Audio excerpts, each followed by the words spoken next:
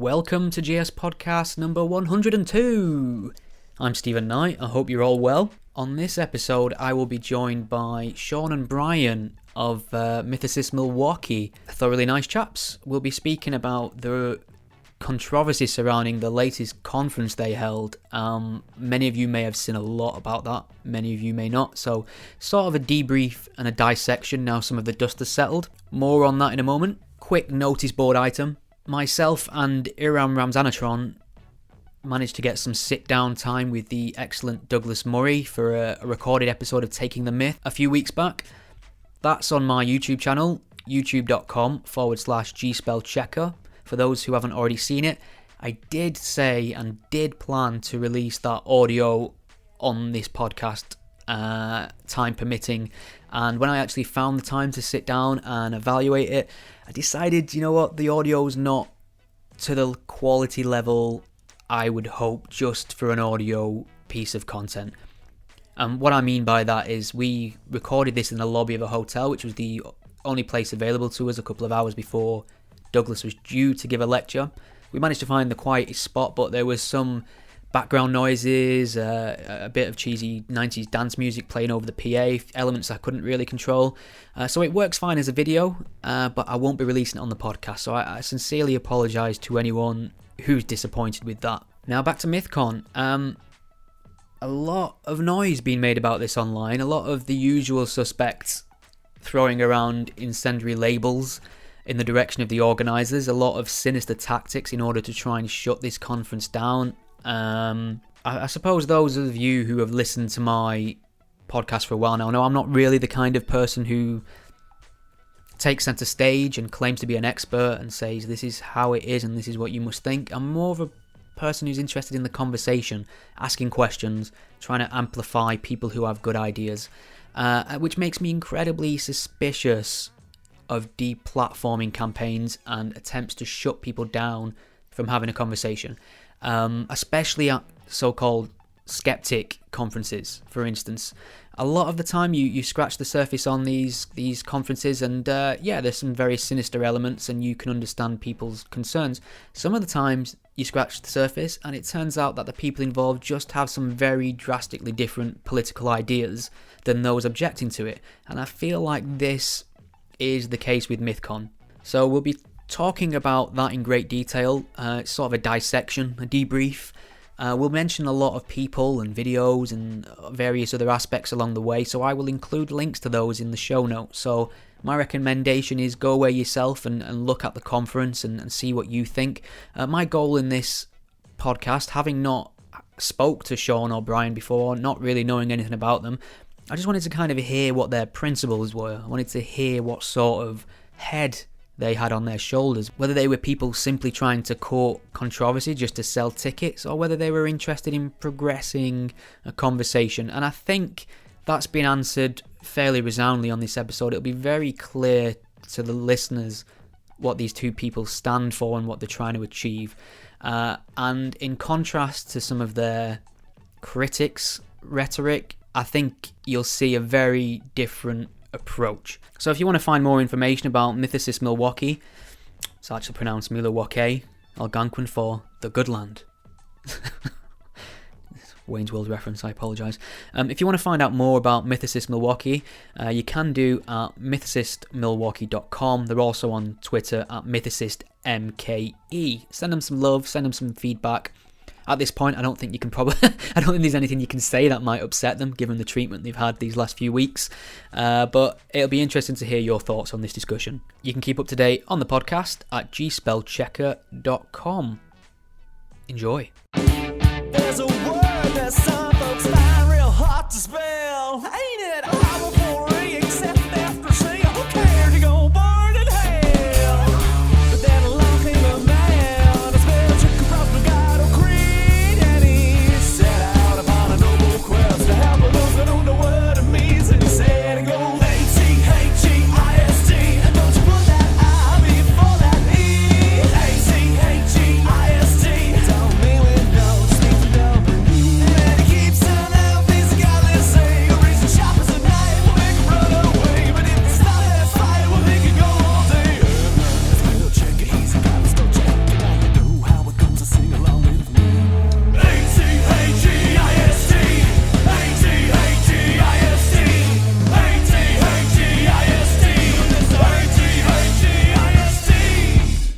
very pleased to welcome Sean and Brian from Mythicist Milwaukee to the GS podcast. Hello, gentlemen. Hi, Stephen. Thanks for having us. Yeah, thanks for having us. Excellent, no problem at all. I'm really looking forward to having this conversation, actually. I've been following with great interest the trials and tribulations of your neo-Nazi rally. Mythcon. And maybe you could just give me a basic outline of what you guys do, essentially. What sort of mission statement do you have? Sure. I'll take you through the organization, and Brian will kind of take you through a little of the messaging these days. But, we started this organization a little over 4.5 years ago, and, we were really inspired by Charya S. and Richard Carrier and Robert Price. And, initially we were really interested in the mythicist position and also starting a secular atheist group in Milwaukee, because in Milwaukee it's very conservative, and the secular community just really isn't existent. So, 4.5 years ago, that was kind of our mission. And so we started, it's kind of like any organization. You're always trying to find your identity and trying to figure things out. And, we've tried different things. We've done films and videos and podcasts and, all of these other things. And I'd say about a little over a year in, we decided to try to, take on conferences, because Brian and I had been to a couple, and we're like, maybe this would be good for Milwaukee. And, the first conference, we had, a couple of speakers. We had Richard Carrier, James Kirk Wall, and Hemant Mehta. And, kind of started small, at about 120 at that one. The second one, we brought one of the Wu-Tang Clan members, and Mandisa Thomas and David Fitzgerald. And there we started kind of getting into more of the entertainment side, looking at bringing entertainers into, mainstream our audience a little bit more. And, we see the value of entertainment, and we see the value of people that can talk to the masses, not necessarily talk within the echo chamber of atheism. So we're trying to bring, mainstream audiences in. And, that led to us working with some comedians. We've worked with Hannibal Buress, Eric Andre, Deborah Wilson, Joe Michelle Melian, just a bunch of different entertainers. Because what we're trying to do is, I personally am a fan of entertainment, and I like to bring that into the fold. And then the third conference we had was a debate on whether or not Jesus existed. We finally put the debate of Bart Ehrman and Robert Price together. And so that was the big highlight of the third one. So when we started looking at the fourth one, we started again, looking at entertainers in our world, looking at people that, have larger audiences and that can reach, a wider audience. And also, that still follow in line with our mission. And it's funny, when we planned this conference, the controversy that we were expecting actually was the debate that we did on Islam in the age of Trump with Faisal and Asra Nomani, with Matt Dillahunty moderating, and also having Ron Miscavige, who's the father of David Miscavige, the leader of Scientology. Those were the two we were worried about. We were worried about, extreme Islamism or, Scientology coming at us. And, and Brian will kind of get into the messaging that we do now. But yeah, so it's just bizarre the way this whole thing worked out, where you try to plan for something, and then all of a sudden something crazy happens. So sure. Brian, do you want to add to that? Yeah, well, Sean's right. We came from the mythicist position, and I think that that's a good place to kind of attack and go for skepticism. Because when you can ask the question, does Jesus exist, or does Muhammad exist, or the Buddha, and you can reduce everything down, it's a good neutral position to then take on other issues. And we've kind of noticed the political atmosphere is tense. This is no surprise to anyone. And atheists everywhere that I'm talking to, we're not talking as much about mythicism. We're not talking as much about religion and God. But socio-cultural politics in the U.S. In the U.S. seem to be dominating. And obviously this is different in Southeast Asia or in Pakistan, certainly in Saudi Arabia. This is very, very different. But I think there's been just enough space created for atheism in the U.S. to where a number of podcasters are talking about different issues. Right. Thomas Smith, who is one of the debaters, in the interview, he's one of them. He had atheistically speaking and changed it to serious inquiries only, because he's talking less about atheism and more about socio-cultural politics. Yeah. And we and it's funny because when we talk about controversy, there's been some statements saying that, we're only going for shock jock and we're only going for this and that. And it's like extremely incorrect. Like the way we chose our speakers is how we always do, is we have our team meeting and we talk about, and we put it up for debate and say, okay, we're looking at this person, this person, this person, this person. And again, the Sargon Thomas Myth thing, like that wasn't even on our radar as far as being controversial. Again, we, with Ron being there and the Islam debate, but also Batman and Jesus. Now this is telling. Batman and Jesus was the movie we made that like showcased, how Jesus' story is kind of created in a similar fashion as Batman and vice versa. It's a really good movie, and hopefully we make some festivals with it and stuff. But we also premiered that in Greece and Kenya. And it's funny because, everyone's saying that, the Thomas Smith-Sargon debate was so controversial and it's terrible and it's destroyed atheism, blah, blah, blah.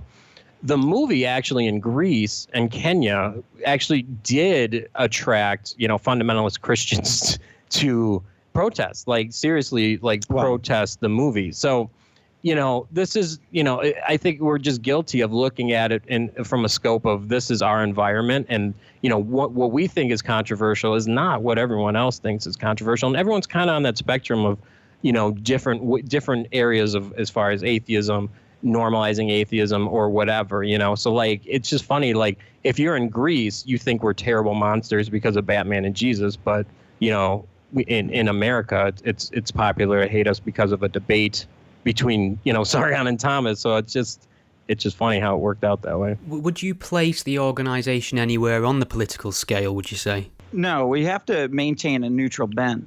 We have a big diversity of thought within the group.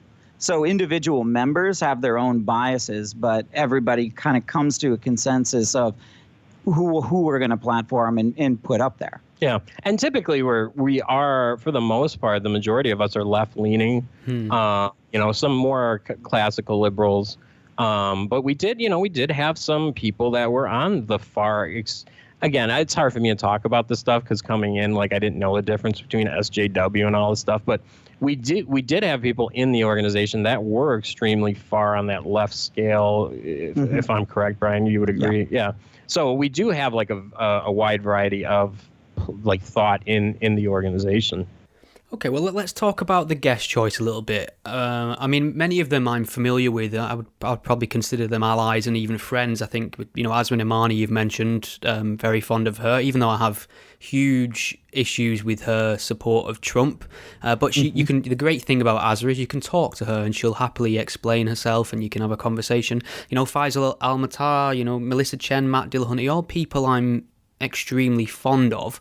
I think one of the main points of controversy was you announcing Sargon of Akkad, aka Carl Benjamin. Now, I'm not a huge follower of him in terms of I'm kind of indifferent. I'm not over familiar with his stuff. The only thing I really know is that he's incredibly popular. So, for instance, if like my friends and family don't give a shit about my content, but if I pop up in one of Sargon's videos, I'll get a message of somebody. Do you know what I mean? So he has quite a large audience. So is that the factor that made you want to bring him in, the fact that he has this huge audience, this huge following, or is it the topics that he covers? Why, when you look at someone like Sargon, why do you look at him and think that's our guy for the con? Well, it's a little bit of both. And actually, funnily enough, Dave Rubin, I'm not sure if you're familiar with Dave or if your audience is, he's a YouTuber as well. Yeah.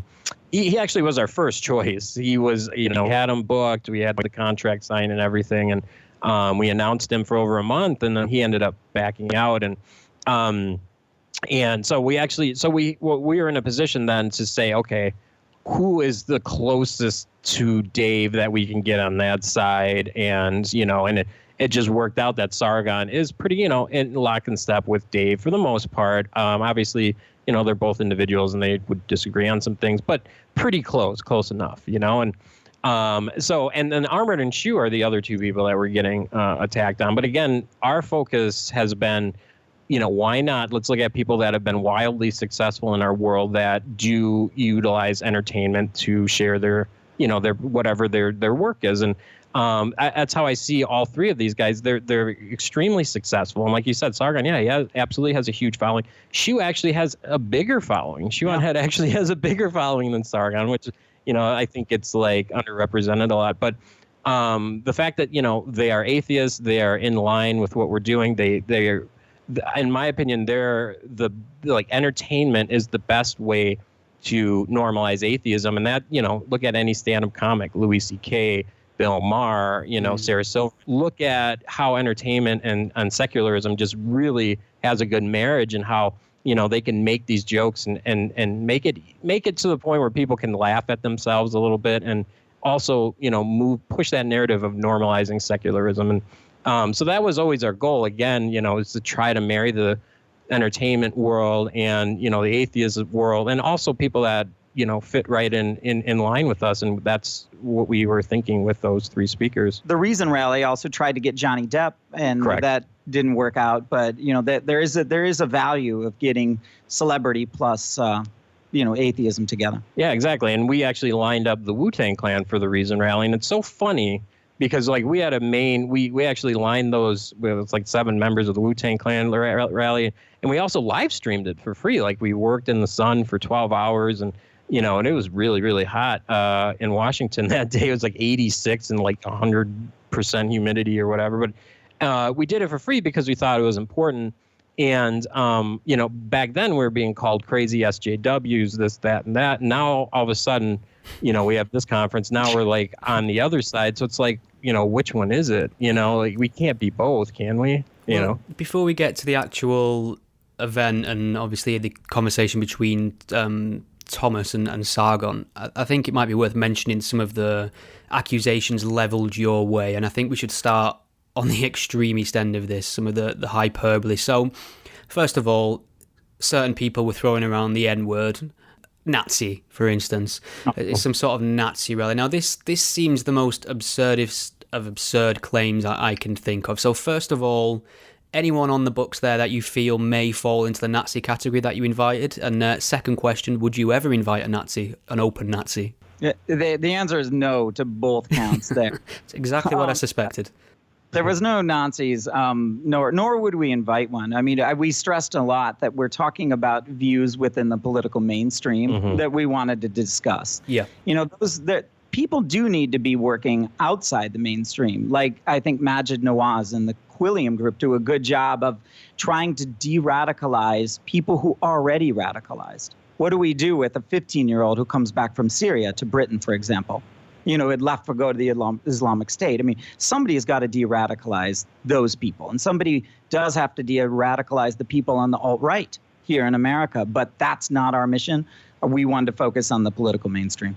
Could it be possible that the atheist, skeptical, secularist movement in general tends to align with liberal, leftist political sensibilities? And I think over the last few years, I've noticed these new emerging sacred cows in that area. Things such as feminism seem off bounds, things such as gender studies seem off bounds, immigration, things like that. It seems like the biggest controversy happens whenever those things are questioned from a non-leftist perspective. I don't know if you'd agree with that thought. Yeah, and MM as an organization kind of would stay neutral. So here, I think if you're asking for my opinion, yes, I would agree with you. I listened to your podcast with James Lindsay, for example. And that there was a lot of hubbub about, are we attacking gender studies? It did seem political. I mean, I think there's good arguments on both sides there. And I really think that was somewhere in the middle. But I think that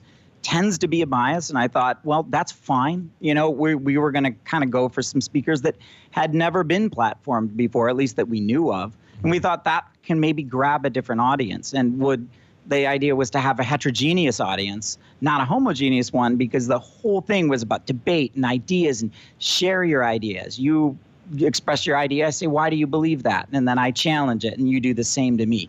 That was really the theme of the whole conference. Well, and I'd also say to that, though, too, I think this is a good case study to prove that point, that conferences in general do lean left. I mean, we brought 3 people that are still on the left, but I guess not on the left far enough for some. And we endured, 2+ months of harassment, just online harassment, nonstop harassment, our venue being contacted by this email campaign from the trolls, contacting the venue, telling them we're bringing Nazis, personally attacking us, calling us white supremacists and Nazis and rape apologists and all of this. And it's like, because we're bringing speakers, and it's, yeah, so like that's, so I guess it's kind of weird. Like, this is an interesting case study for conferences, because it seems like we're the first ones to try this. And I've seen other speakers that typically are more conservative or are less on the left that endure the same treatment online when they challenge, like you were talking about James Lindsay, or whatever a taboo topic is. As soon as someone challenges that, Sam Harris gets it like all the time now. And, Sam Harris is one of the 4 horsemen. Like, it's like, it's bizarre to me, it's like, how are we going to criticize this guy that's done so much? I have no issues criticizing if he missteps or whatever, but it just seems like it's just like petty political, like, criticisms that they're not actual, like, criticisms of what he's doing. And so it just seems like anybody that comes out on that side, and now including us, like, just, giving a platform to that side or whatever you want to call it, just gets this harassment. Like, they're like piranhas, so yeah. And I think it's fair to debate these ideas. Like, we did a podcast with James Lindsay on our Myth Informed podcast, and it seemed that we agreed with James a lot, the host Dimitri and I. And then a couple of folks in the Mythicist Milwaukee group, they didn't agree, and I got some flack for the podcast. And I thought, okay, well, let's hear your point. And one of them, if we have Tuesday meetings, we have bi-monthly meetings. It's kind of like a little mini Mythcon of about 25 people come in, and another person presented an awesome kind of counter argument, and that was really good. And I think a lot of people were like, yep, we see both points on both sides. That's great. That's ideal, isn't it? That's what you want. I suppose when you take those things off the table and say we can't talk about them, you're not going to learn more. You're not going to get the opportunity to change your mind about the topic. Right. Right. Exactly. So, I mean, before I really want to touch on the sort of harassment campaign that came your way, which I think, quite frankly, was pretty disgusting. But before we do, there was actually somebody you did invite and then disinvited, if I'm not mistaken. That's an individual called Amos Yee. And something was found out about this individual after you'd invited them, and then if I'm right in my information, you then took the decision to disinvite them, and maybe you could talk a little bit about what happened there. Yeah, so with Amos Yee, and for people that don't know, Melissa Chen, who is a speaker, has been working with the global secular humanist movement. And there is a young man, he's like 16. And he was, yeah. Yeah, now he's, I think, 18. Yeah. So he was thrown in jail in Singapore for criticizing the government, criticizing religion, one of the things you can't do over there. And has been very recently, within a week before Mythcon, got asylum in the United States. And we were thinking, well, this is a big win for some of her political activism to take atheists out of countries like in Southeast Asia and some places where they're in trouble. We didn't know some of Amos's comments. So we elevated him to the status of special guest. So he was never a speaker, but we did elevate his status. And then we didn't have enough time to put the same amount of research into Amos as we did our speakers. We probably would have found this because there were so many things to do. So, and we had messaged very, very often, and the whole point of the Mythcon was to take mainstream views. And when you talk, I think one of the quotes was, laws against child pornography are fascistic, and that we ought not have them. That was Amos's quote, that's Amos's. And he had to be very clear on that point. Yeah. Right. Sorry. That's Amos's statement, and he didn't want to come back from that statement. Yeah, we actually literally talked to him about this point. And we were like, Amos, we understand, because he made this comment when he was 16. He was in Singapore still. Like, we're like, hey, what's this about? And he just did not want to take that comment back. He just, he didn't want to, distance themselves from it. So we had to make the... Right. So now we're outside of the political mainstream. Yeah. To include him at that point, after we've raised his status, it would have been outside of the bounds. Right. I've been trying to learn a little bit more about Sargon coming into this, and that man puts out a shitload of content, so there's not enough manpower in the world. But I mean, I thought I'd found something. In 2014 he made some comments or shared some information sympathetic to sort of the 9/11 truther movement, which in of itself isn't particularly beyond the pale. It's just something I happen to dislike a lot, 9/11 truthers. So I thought, I've got him pinned down on something there. And then a further search revealed that actually this year he's released a video saying that he was wrong on that, and he's since expanded his thought on the topic, and he no longer believes in these little things around there. So that's a different situation then, really, isn't it? If someone said something in the past that's, as you termed it, outside the political mainstream or particularly heinous, yet have disavowed them comments, then you would have considered still having him there on the day? Yeah. Absolutely. I mean, this is somebody could have been like, look at Majid Nawaz. Yeah. He was a recruiter, has a career. I mean, talk about outside of the political mainstream. Right. And now, he's one of the biggest voices of reason. So, yeah, we have to give people a chance to grow. Yeah, and that's one of the things like you'll hear entertainers say, especially the older entertainers, they'll say, we're so lucky that we weren't online from like 19 to 26, because you say and do so much things that you regret later on because you grow up, you expand your thought, you learn new things or whatever. We were trying to give that to Amos and say, hey, dude, we know you're 16. This is your chance to, really take this thing back and just, admit that this is ridiculous. And he didn't want to do it. And we're not in a position, nor I don't think it's right for us to force anyone to say anything. Yeah. We just can't include him into the event at that point. Yeah, there was a tweet that came across that somebody said he's got a lot of growing up to do.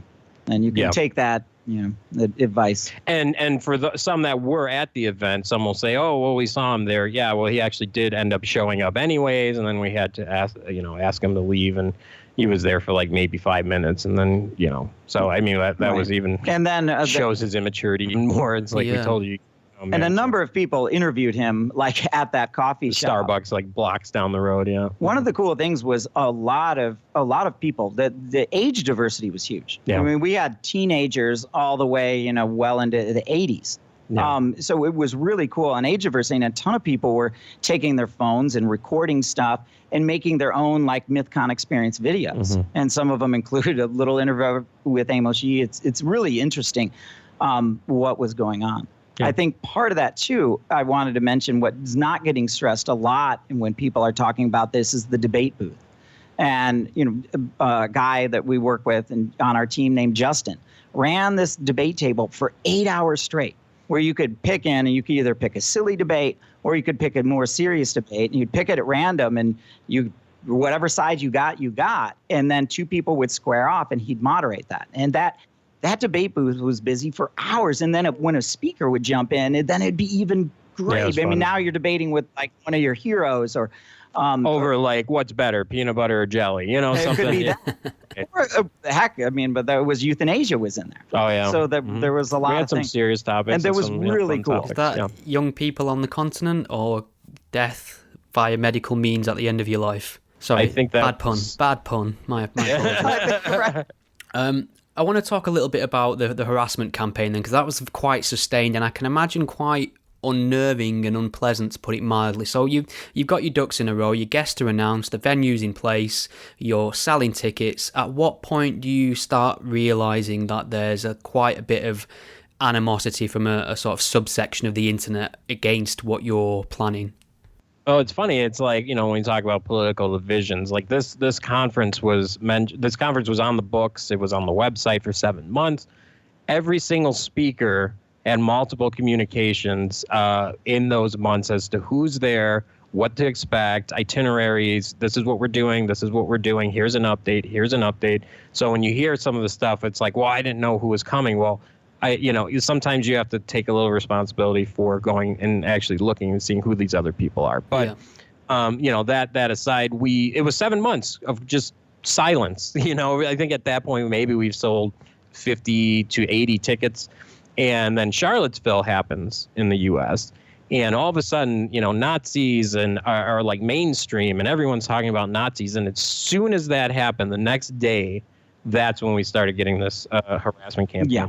Yeah, absolutely. Charlottesville was the actual piece, and that it was a weird irony that we happened to be that morning we were podcasting with Sargon. I wasn't watching TV that night before during that Tiki Torch March, so I didn't know anything about this. I was seeing rumblings of it on the TV, but we had to do a podcast, so I didn't really notice until after. But yeah, that created kind of a moral panic, I think, and that's when everything started. Yeah, and then all of a sudden we started getting thousands of Twitter notifications, hundreds and hundreds of emails to which we had to respond to every single one. And, it was just, like something we've never seen, obviously being an organization. I mean, we've been on Twitter for years, but we've never had, thousands of notifications coming in at us and just constant and going after the venue. We had researched our speakers really well. So some of the kind of false claims that were coming in, I already knew about this. So I was aware of the Jess Phillips thing. I was aware of a whole bunch of other false claims, but as far as the controversy around Jess Phillips, I was aware of that. That none of this surprised me. So it wasn't generally being asked nicely. We would respond to nice emails that came in, but when you spit in our face in Twitter, you're probably not going to get a response. So we didn't respond to a lot of it, but then they immediately went for the venue. Yeah. So we did have to meet with our venue twice. Yeah. What kind of information with the venue? I mean, because obviously the people who run these venues, who rent these places out and let you use their space, are not generally invested in whatever's going on there. So if they're getting emails and phone calls suggesting that some sort of neo-Nazi, misogynist, racist rally's going on there, that's going to alarm regular folk who aren't really invested in the ins and outs and the goings on of this particular conference. So what sort of things were they being fed in terms of the conference?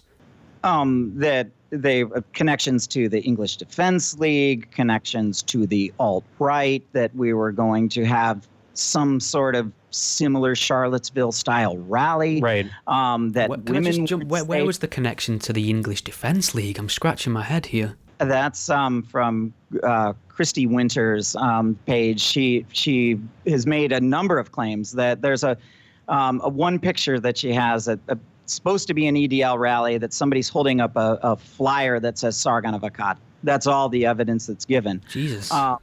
Yeah, and we don't like mentioning the mini bosses' names, but I guess sometimes right. We have well, to. But she also made the claim that Kekistan, his Sargon's made-up country that's meant to mock identity politics, means, instead of Kekistan, which is just the dumb country, right? It's supposed to it's a joke. LOL. It actually means she's claimed that it meant kill every kike immediately, set up the Aryan nation. Yeah. Now that is just downright disingenuous. Yeah, and the position we're in at that point. So Charlottesville just happened. The country's going insane. You have on every news station there's Nazis everywhere. Everyone thinks there's Nazis under their beds and all. And the Pabst. This is a premier venue in Milwaukee. It's like the place. This is where the major entertainers play and perform. And and it's they're rightfully worried when they're being told that Nazis are coming. So we had to have special meetings with them, and then they mandated a significant amount of extra security for the event. So, one of the criticisms that people say, I didn't feel safe.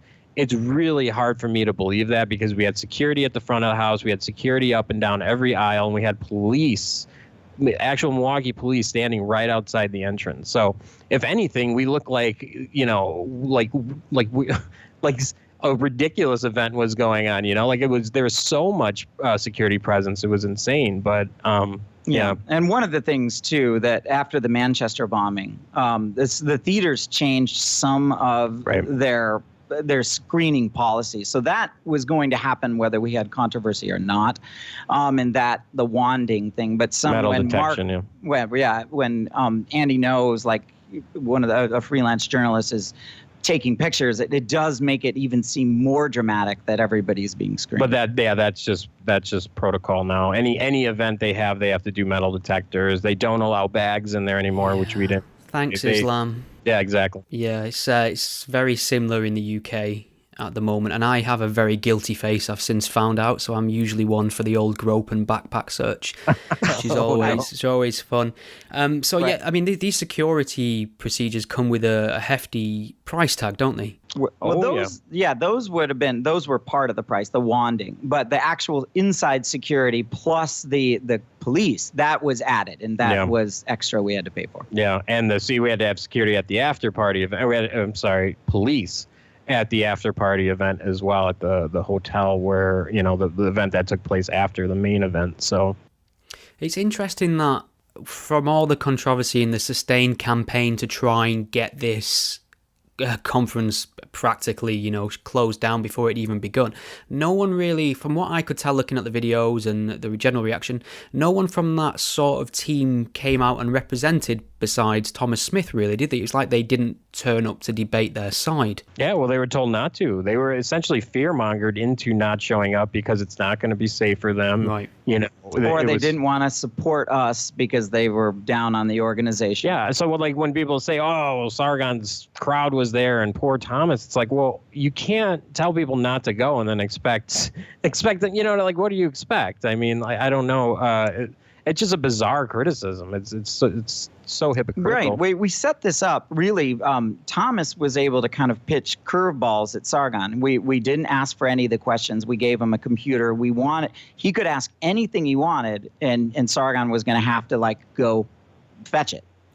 So if he could have come armed with stats. That's something that Sargon didn't study, and it could have gotten brutal. Could have been a lot of gotcha moments. There really could have been, and that. He had a big advantage going in. And in hindsight, I take responsibility personally for that. I should have asked for the questions. And, they talk about, well, it's a shit show, blah, blah, blah. I take responsibility for not asking for Thomas's questions ahead of time. I should have saw what he was going to ask. I should have been involved in that.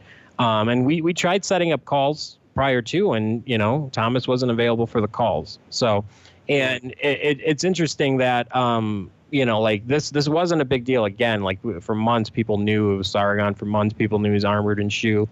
It's just I don't understand. Charlottesville happens, and then all of a sudden everyone goes crazy. So yeah, you noticed that too. Yeah, there was a lot of heat directed towards Armored Skeptic and Shoe on Head, who I consider absolutely centrist, if not a little to the left, and not controversial really at all. No. And I was really surprised that they get it. There was even a small amount, maybe 1% directed at Melissa Chen, who I find absolutely right down the middle, center, calls it as she sees it. So some of this was ridiculous. Yeah, Sargon, we agree, is more controversial. Yeah, absolutely. He has a style and a way of speaking. I mean, you've mentioned the Jess Phillips thing before that I wouldn't personally mimic, or I don't operate that way myself. It sometimes has entertainment value. I sometimes find it a bit distasteful, but that to me is not really grounds for exempting someone from the conversation. I think the conversation should be filled with people who are, can be rude. I mean, Sargon, by his own admission, is a bit of a dick, and I agree with him. But I don't think being a dick is enough to exempt you from a conversation, strangely. But I'd want to talk about that setup we had here, because you said Thomas Smith was debating Sargon, and at some point it was just planned to be Sargon, wasn't it, giving his speech, if I'm not mistaken? So at what point did you switch things up and bring Thomas in there? No, actually all along it was Thomas. Oh, is that right? Yeah, Thomas actually Thomas was at the Mythcon IV, the conference the year before, and he had such high marks and everyone loved him. He did a presentation on stage alone with nobody countering him, which I for that whole narrative later, but he did a really great presentation on the Bible, because he read the Bible, and that was part of one of his podcasts, and it was great. And he was really people wanted him to come back. He wanted to come back, so we were like, okay, we have Thomas, and then that's where we're like, okay, let's try this interview style thing, because Thomas has a podcast. He interviews people. He has contentious interviews. Sometimes he has people that agree with him, whatever. So we're like, okay, great. Let's get someone on the other side of Thomas. And again, it was supposed to be Dave Rubin initially, but Dave Rubin had conflicting things come up. So that's where Sargon came in. So yeah, no, it was always Thomas. And it was always in that. interview style format, a new thing that we're playing with. And Thomas has done a lot of good interviews, both with people he agrees with as well as people he politically disagrees with, and can be sane and dissect the points. And although Sargon has a takedown personality, on his second channel, there's a ton on the Thinkery. There's a ton of debates, or just conversation, dialectics with a lot of people that he doesn't agree with. Yeah, the man can speak, and the man is clearly smart. He's definitely an intelligent person. I've since been through a lot of his videos but I mean, you mentioned Thomas there, and regardless of the catalogue of interviews and conversations he's had on his own channel, he seemed to me as an outsider. I mean, this wasn't a particularly well had debate, I think that's fair to say, but he seemed very much like he lost his cool very quickly and was arguing from more of an emotional place, and I think it felt like a missed opportunity for him to make this point that's, as he terms it, Sargon is awful, because I think in the long run he seemed to come off a bit worse than Carl did. Yeah, and I agree, and that's the thing. It's like we put him in that position as the interviewer because, again, it was just him interviewing someone that he doesn't necessarily agree with. That's great, it's like a new concept or whatever, and it's interesting because the mini bosses on his end put so much pressure on him to the point, where they got Seth Andrews to drop out, they got Arn Ra to drop out, and they were putting so much pressure on Thomas to drop out. And I think some of that played into where Thomas was coming in emotionally, and he couldn't get past the tweet. Yeah, he just couldn't get past it, and instead of just arguing his points, he kept focusing on that, and that made him very emotional. And yeah, again, I agree. Unfortunately, it is a missed opportunity. We wanted to give everyone an opportunity because that's what it's all about. No one's getting paid. So at least let's, get something out of this. And, it sucks. And I feel bad personally because I don't want to talk bad about Thomas. But it was unfortunate that he was up there, telling us, what a shit show it was, and we should be embarrassed and ashamed. It's like, we just wanted to give you guys a platform to talk. Like, we didn't want you to get emotional and start yelling at Sargon and yelling at the audience. And, the other thing he criticized us is we're not being diverse enough. He's like, I agree, there should be more women up there. We had, Shoe on Head, we had Asra Nomani, who's a Muslim, talk about diversity, and an atheist conference. Faisal, and myself. Rocky, yeah. Melissa Chen. Yeah. Well, I'm just saying Chew on Head as far as being just a woman, and and Melissa Chen from Singapore is also a woman. It's like we had a really diverse staff, or a diverse speaker lineup, so it's just like I think it's an unfair criticism on us. It's like, what else do you want us to do? I don't understand, what the expectation is. Yeah, I mean, I think both sides of the political divide have women, both have minorities, both have trans people. We saw that on both sides, and it's where you feel comfortable with. Isn't often by your identity, whether you're, what your skin color, your gender, or your sexual orientation, but rather who you feel comfortable with. Yeah, I think since it's come up a few times, and it was one of the main points of contention during the debate and of Sargon in general, is this Jess Phillips thing, so it might be remiss not to talk about that for a second. I didn't, for some reason or somehow, or maybe I forgot, when this all kicked off in the British press, I completely missed it somehow. So coming into this whole Sargon rape tweet comment, I came in on the back end hearing criticism from other people saying that he sent a rape threat to a British PM. So straight away I thought, well, that's certainly interesting. That's definitely something I can use to unequivocally condemn this man. And then when you look into it more, he's not sent a rape threat to anybody. He's facetiously sent an anti-rape threat to make a point about free speech. Now, I think for me that sort of crosses the line of taste, but I'm not the taste police. Where my line is on that may differ from someone else, and I'm not here to regulate how people go about making their points. But I think, and I hope you'd agree, there's nothing particularly threatening about that, as facetious and distasteful as it may be. Yeah, he absolutely. Sargon himself will say that tweet is an offensive tweet. Mm-hmm. I don't think that anyone is arguing that it's not offensive. It is. And certainly I wouldn't personally use that style. That's not my style. But it's not sexual assault and it's not a rape threat. So again, I go back to, the early atheists, maybe Madeline Murray O'Hare, doing very offensive things by, getting the prayer banned in schools. That pissed a lot of people off. Her throwing shade at religion, very, very, very offensive. Now we would consider that's not that really all that offensive. We didn't really get trolled by any Christians for our movie, for example. So who am I to say what is too offensive for you or Sean or anyone? Yeah, that is my goal. And we adopted the principles of free speech and free expression from the University of Chicago. And again, those fit for this case. So to me, it's about the ideas. Right. I really thought that Thomas, he could have thrown the curveball to strike him out. If he could have said, all right, Sargon, you didn't need to say that particular tweet, which is really offensive. If you would have said, I don't know, come up with XYZ that would have had the same effect and same political impact and made the same statement without being crazy and offensive, that's a home run. Yeah. It's unfortunate he didn't go down that road. Just to be clear, just to spell out what we're talking about, I didn't really lead into that very well. Sargon, in response to a British MP, Jess Phillips, talking about creating new legislation for hate speech laws online, specifically rape threats, he sent a tweet to her saying, I wouldn't even rape you. And his point on that was, it doesn't matter what you say really in that sphere, someone's going to categorize it as a rape threat. And that sort of happened really. And like you say, that's something I wouldn't do. You've said you wouldn't do it, but who are we to police these kind of things?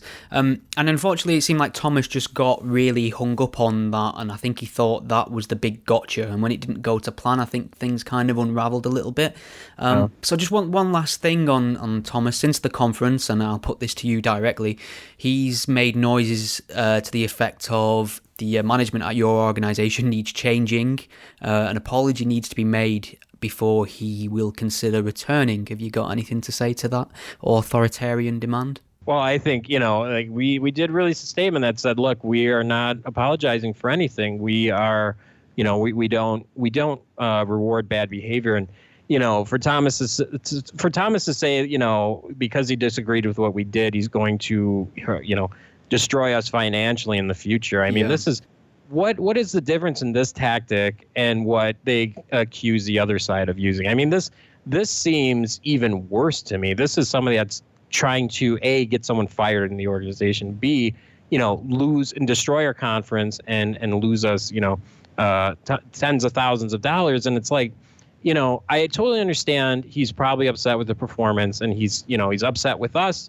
We tried everything we could to make sure everybody was ready. And it's tough, when you're dealing with 12 people, 12 speakers, making sure everyone's on, ready, boom, boom, boom. I personally, if I was Thomas, I would use this as a learning experience to say, hey, you know what, maybe I made some mistakes. Maybe not everything was the way I thought it was going to go. Maybe, and again, I will take responsibility for not getting the questions. We'll take responsibility for potentially not putting a moderator in there because, again, this was a prototype. We've never tried this before as far as interviewing someone on stage. And, it's definitely a learning experience for all of us. But yeah, we have nothing to apologize for. We're not apologizing for, what happened at the event. People have to take responsibilities for their own actions. And I'm a firm believer in that. And I think it was a huge success. I think we had a lot of people that were engaged, a lot of religious people came to this. And to get religious people to, and not a lot, I mean a small percentage, but just to get religious people to a conference, I mean, that's huge. That's what we're supposed to be doing. We're supposed to, try to reach out to people, make it a comfortable environment for people to share their ideas and thoughts and challenge one another. And I think we did that. And we had 560 people there at the premier venue in Milwaukee. That sends shockwaves to the community in Milwaukee to say atheism is not a big thing. This is not a taboo subject. And, I again, I'm speaking for myself. The organization has made statements because that's how we work. It's not a top-down decision. That's not how this thing works. We were, there's 14 members. We all share our feedback and our inputs and when it comes to messaging and different, decisions in the organization. But asking any organization to remove leadership and threatening to destroy them financially, I think is extremely unprofessional and unnecessary. Yeah, we wouldn't do that to like Ever. Skepticon, for example, definitely is pro social justice advocates. We think that's fine. If you want to go to that conference, more power to you. Yeah. You know, there's enough space in this world for everyone. And what we want to be is like a safe space to share and discuss and debate and challenge ideas. Yeah. So, you know, I guess I would owe a partial apology to anyone that we may have mismessaged that said this is going to kind of be a safe space to be among a bunch of atheists that all kind of believe the same thing, because some people want that, and that's really good. I think especially if you're just coming out of religion, you definitely want that. Yeah. So if we message that wrong, we're sorry on that. But what we want to be is that safe space to share and challenge ideas. And heck, I mean, when you had a couple people there with a Make America Great Again hats, you know, they voted for Trump. And when's the last time you saw a Trump voter at an atheist con? And like people were talking to him, challenging him, why'd you do that? And people were talking back. There was a lot of good discussion. The God debate for people like me became fun again because there was maybe 5 to 10% Christians there. Why do you believe this? And we'd go back and forth. That was a lot of fun. And I think the bigger irony of this whole thing, the case study, if we look at tactics and how this thing played out, it's a lot of people don't know this because they're not a part of the organization, even though we have people out there speaking as if they know intimate details in the organization. We have lost money on every single conference. Conferences don't do well. I mean, when you have to pay for flights and hotels and honorariums and things of that nature, it's a very, very tough project to make your original investment back. And also it's the market is very saturated. There's a lot of different conferences and they all kind of talk about the same thing. And, you know, what we're trying to do with this one is shake it up a bit because I think people are sick of that God doesn't exist thing in the U.S. You know, in Kenya, we work with people in Kenya. They're totally about the God doesn't exist question. That's where they're at on the spectrum. But like in the U.S., I've kind of gotten over that, and it's like, what's next? And, you know, we're looking at what's next, and, you know, we have different ideas on how to start incorporating different things into what we're doing. And the funny thing is, this was going to be our last conference. When we were planning this, we're like, you know what, guys, enjoy this one because we've lost tens of thousands of dollars. And, you know, we're done after this one. Like, this is going to be the last one. And when I talk about tactics, if the mini bosses would have they had 3 choices. They could have ignored us, which I think would have been their best bet. They could have, if they had to attack us, they could have degraded us and said, oh, that's just a local organization. That conference doesn't get more than 300 people, whatever, no big deal, whatever, you know. Or the choice they chose, which is the worst, was trying to build us up as this giant organization, giving people giant platforms that are, you know, rich and have all this money and power and influence. And the tactics were terrible. And, you know, when they started attacking us like that and, you know, threatening us and, you know, like it made us double down. Now we have to do another conference because of our GoFundMe was successful. And we see people find value in what we're doing, and it's, you know, people are interested in this direction. And now we have to do another conference. If they just would have let us alone and not said anything, there probably wouldn't be a. You know, the irony of that. Yeah, like there's one other thing I was going to address, like, but with that particular debate, and like I really feel like the conference was a gem. You know, we had some tumultuous, to say the least, you know, pieces in that debate. I think one of the things that people are talking about is that the crowd cheered when he said, you know, what did you tweet that to that woman? And he goes, Sargon said, yup. And then the crowd cheered. And I think here we have a good example of not cheering like for the thing we think we're cheering for. Yeah. So like if I'm a person in the crowd that doesn't know any of this, and I'm like, holy crap, you know, I can see why people, men or women, get a little weirded out by that. Yeah. But like that's why it would have been better if the context was given up front, you know, and this been delivered differently. We probably could have gotten that without that, because I think the people that are cheering are cheering for his ability that they're looking at. This is the guy that's going to stand up against the hate speech laws and promote liberty. And the other people are thinking, oh, my God, they think sexual assault is okay. Yeah. Right. It's Right. like the abortion debate. One side's arguing over bodily autonomy and the other side's saying murder. Yeah. So I think, people that got mixed up on that, like I wish that would have gotten delivered a different way. Yeah. But and the thing is, like, I guess for me growing up, I've always been like a fan of stand-up comedy. I've always been a fan of comedy in general. And, typically the most controversial comedy is typically the best. Like the best entertainers can ride that line of controversy and comedy. And those are the ones that typically do the best. And, like I bring up, like in Louis C.K.'s latest stand-up, he said there's no difference between an abortion and taking a shit. And there's like an audience of, I don't know, 5,000, whatever.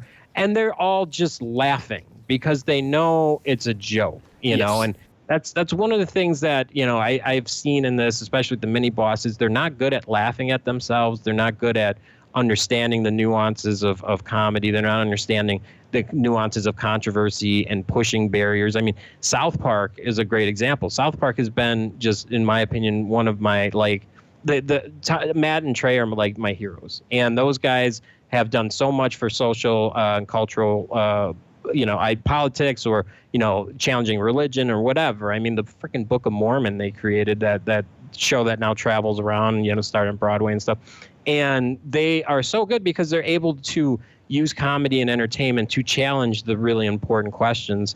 And it's controversial as hell. If you go back to South Park episode 1 and you look at South Park now in season 20 or whatever, like it's way more controversial now because you keep pushing that boundary, and you can actually tackle the tough questions through comedy because people actually look at it and say, yeah, that is stupid. Maybe I should laugh at myself a little bit, Yeah. I mean, that point you make about the crowd supposedly cheering for sexual assault, and you were talking about you wish the context would have been clearer, and I think you're perhaps more charitable than me on that point. I'm quite cynical with this kind of thing, to the point where I'm not even entirely sure they genuinely think the crowd is cheering for sexual assault. I just think they need people to think they are in order to make their point. I mean, I found this a lot with this sort of clique of people who are authoritarian, who call themselves liberals but are anything but. They will take anything they can and try and make it seem like you are pro this, pro that.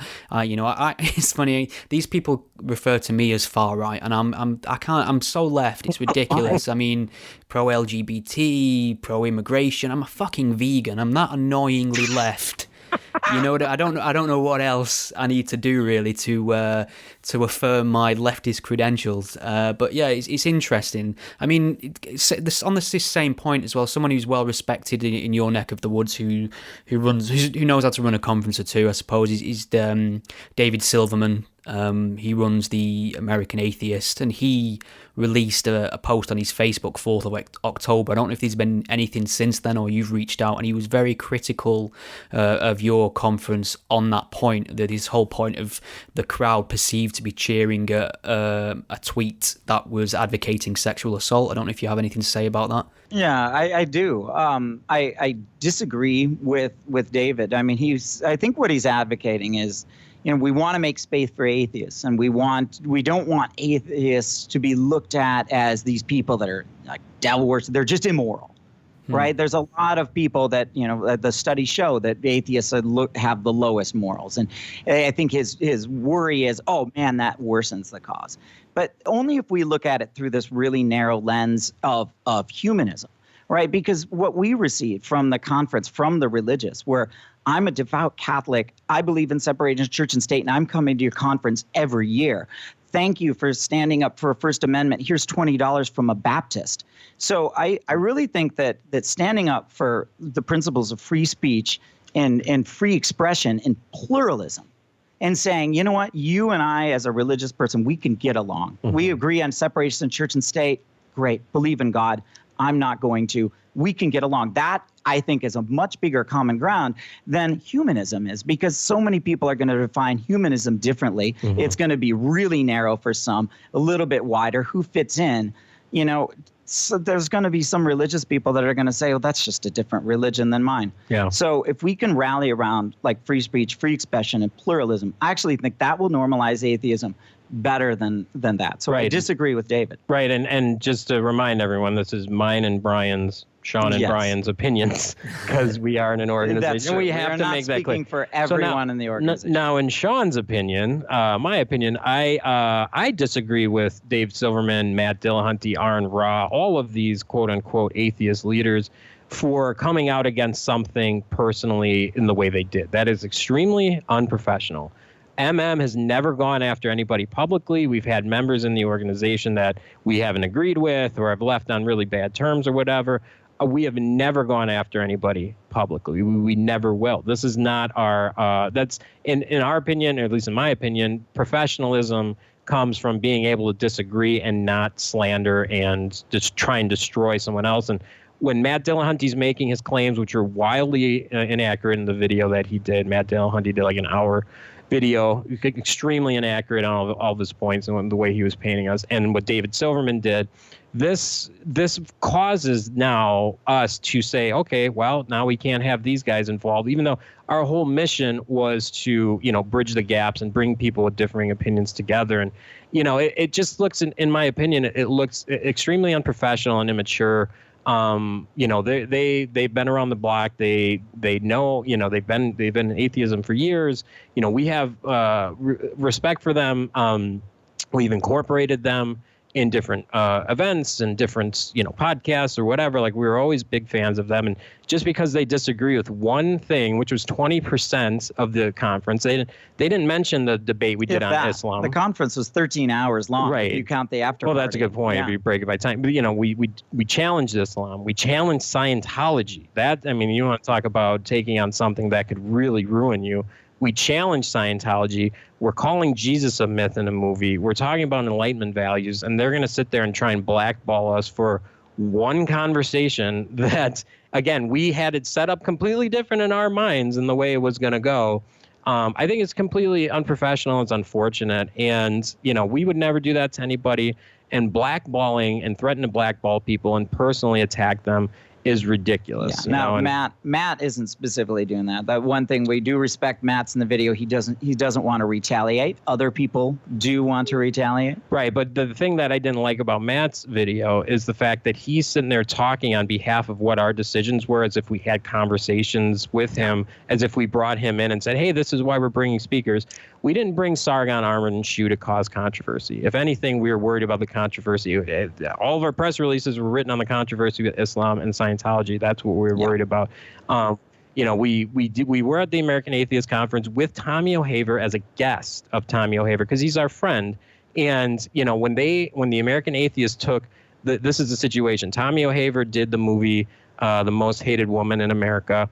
And that was released on Netflix, which, in my opinion, and I think Brian's opinion too, that's a huge win for atheism. When you bring something that represents atheism to Netflix, which all the younger generations are using for media consumption now instead of, regular cable and stuff, that's huge. That's progress. We should see that as being allied. And, American Atheists brought him to their conference only to destroy him on stage with the panel of board members that were around when Madalyn Murray O'Hair was around. They brought him on stage just to crucify him. He is funny. He made a joke. He's like, I'm the new atheist Jesus because they crucified me on the stage. What happened in that context is we confirmed the angry atheist stereotype to Tommy, who's a Hollywood director who has influence, who could help, with different projects in the atheist world. And, we did have a conversation with Matt there, and we did explain why we thought he was an ally, but he made it seem like we were trying to suck up to Tommy. That has nothing to do with why we had that conversation. It was all about, supporting Tommy, supporting someone who spent 8 years on a movie surrounding atheism that he didn't make a ton of money on, and to have them invite him out there just to crucify him on stage is extremely unprofessional. And, the fact that he, this is his first time at an atheist conference, and because we were his friends, he's like, hey, I've never been to one of these. Come with us. I'm glad we did. because everyone there just wanted to rip him apart because of the way he made, quote unquote, Madeline Murray O'Hair look in the movie. He actually could have made Madeline Murray O'Hair look way worse in that movie. She has way more stuff out there, like the fact that she was paying a spiritual advisor for years out of the American Atheist coffer to spiritually advise her. That's interesting for an atheist to do, right? Mm-hmm. There's like a lot of things that he didn't mention in that movie that could have made her look terrible. And the fact that, he reached out to American Atheists 5 times and not one person responded back to him. And then they're going to get upset because he didn't reach out to us. So he reached out to him 5 times. And, for Matt Dillahunty to go public and discuss what happened and just completely, make us look bad and just like share the incorrect facts, I think it's really upsetting to me, as you can tell. Yeah, I mean, just to be clear, I haven't seen this video from Matt. I mean, in my interactions with Matt Dillahunty personally, in person as well, I've found him to be, always reasonable and polite. So I can't help but think there is some misunderstanding here, which might be remedied by another conversation, perhaps, and maybe some bridge building. Could be, and I guess the bigger point I'm making is like, it's really cool to hate us right now, and it's really cool to say stuff about us that isn't accurate. And it's a little frustrating, like we've been around for 4.5 years. We've tried nothing but to be professional. We've tried nothing to be kind and build allies and create relationships. And now it's like all of a sudden it's cool to hate us. So, it's cool. Like, let's just share misinformation. We're supposed to be skeptics. We're supposed to support one another. And like, I'm not seeing that right now. And it's very upsetting to me. It's strange. So I apologize. No, I mean, it's strange to me as an outsider, especially across the pond, looking in at this whole thing. I mean, it's amazing that we're here right now for essentially an organisation that just wants to get people in a room to have a conversation. Absolutely. That's what we want to do, a safe space to share and challenge each other and talk about ideas. And because we feel that the way forward, I mean, the political tension was thick before Charlottesville. Yeah. And man, it's like a fog now. I mean, but we saw it then, and we think that dialogue in talking about ideas, in not over the internet, but rather like in person. There's something good about that. They can relieve tensions. We want other people to kind of adopt this model too, because like we think we can actually talk. Oprah recently had a piece on 60 Minutes where she took 7 Trump voters and 7 Hillary voters from Southern Michigan, and now they're talking. Like we need more of this. I think if we can get past some of the distrust and actually talk, we can move forward and get problems. And what solved. I'm worried about though is the mainstream atheists in these conferences, instead of taking on that challenge, it looks to me right now, this I think will change. Hopefully it will change. Right now, it looks like they're hiding. They're going back into their echo chambers and making a boogeyman out of us and saying, no, this is not the way to do it. Instead of saying, oh yeah, maybe there is something we can take from this. Maybe there is people that are, some of the atheists are looking for more. And instead of, going back in your echo chambers, take this thing on and let's see, where we can go. Right. That said, no, not everyone has to do this. There is a place for like the echo chamber, especially if you're coming out of religion and you really just need, you came out of a fundamentalist religion, you really need to really be around that's fine. There's, we're American atheists. We're not going to go after that. We don't think they're a bad organization. We don't think Matt Dillahunty's a bad person. No. We disagree with him on that video for sure. But, if people want to see Matt, great. Yeah. We just want to make space for ourselves and what our mission is. And some people will adopt that mission, some won't. We just think that that's the way forward. Plus, we're experimenting. Do we think that we absolutely know for sure what's the best? No, we're absolutely trying our best, giving it our all, and in going forward with what we think is right. And that's what we're going to do. We're going to modify and change as we see fit. Obviously, this is new to our customer base. It's also new to us. So we'll get better at it. Do you feel that if you had the foresight to see the fallout from this particular conference this year, would you still have gone ahead with it? I think so. I think we obviously would have done things differently. Fallout, right. Yeah. I mean, as far as if I would have known that was going to get contentious, certainly maybe you insert a moderator in there and change the debate, for sure. Right.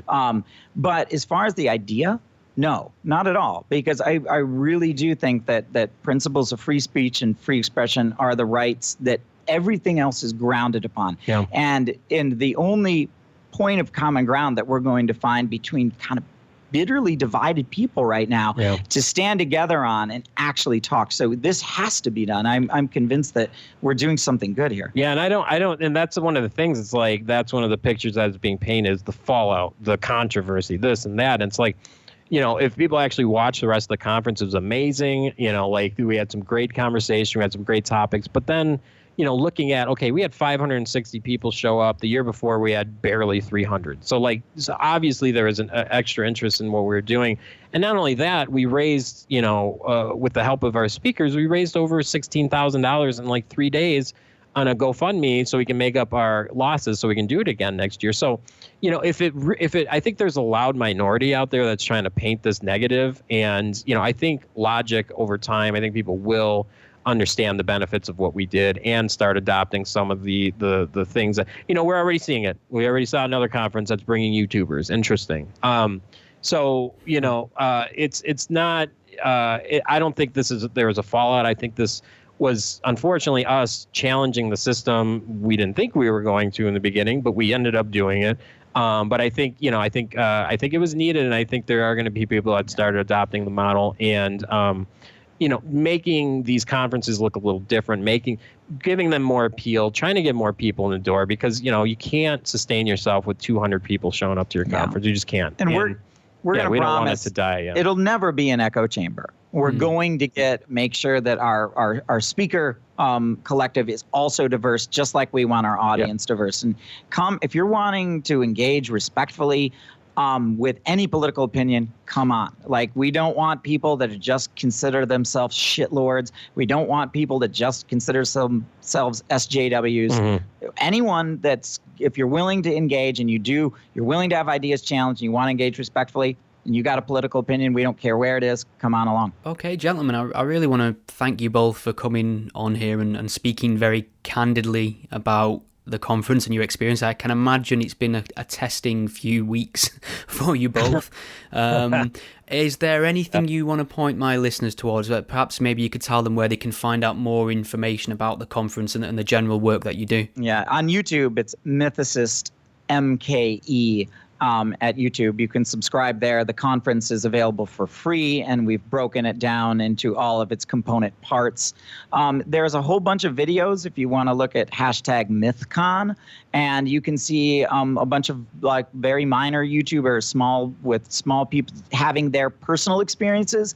That way you can get somebody who is there. I really would challenge people to look at those because those are actual attendees that are following that vision of debate and dialogue and see what you think. Yeah. And one of the other things too, as a final thought, Shuan had a great quote when she was there, and she's like, go home and follow somebody you don't agree with, because that is the best way to challenge, your thoughts, your beliefs, and bolster them. If you're, if you feel that strongly in your beliefs, that's the best way to, make sure that your beliefs are true and challenging yourself, and stay out of the echo chambers and don't listen to everything you hear. Like, we're being painted as this big bad bully. We're like the nicest group ever. Our group's like a family. Like, we're together all the time. We're constantly working on stuff, and we did a thank you to the GoFundMe where you kind of saw like a large majority of the group. It's on our channel. Just thanking everyone. And it just, we tried doing this for fun. We tried doing this to again, help Milwaukee create a secular community and, do the best that we can. And, it's not fair for people to get like 10% of the story to then judge the whole story. Go, challenge yourself, go look at it, go watch the entire event before you make, a decision. So. All right. And just remember that none of us should get so self-righteous that we think we can't be wrong. Right. Because all can be. Spoken like a true Nazi. I couldn't help myself. Gentlemen, it's been an absolute pleasure speaking to you both. And I wish you well for the next conference. Thank you. Thanks, Stephen. Thank you very much for listening to the Godless Spell Checker podcast. The show is entirely listener supported, so if you enjoy the conversations you're hearing and want to support them, you can do so in a number of ways. Visit gspellchecker.com/support for instructions how to become a patron member, how to make a one-off contribution via PayPal, or just some instructions on how best to share it on social media, or leave some ratings on iTunes and Stitcher. It all helps to improve the show. Think we've all learned something here today?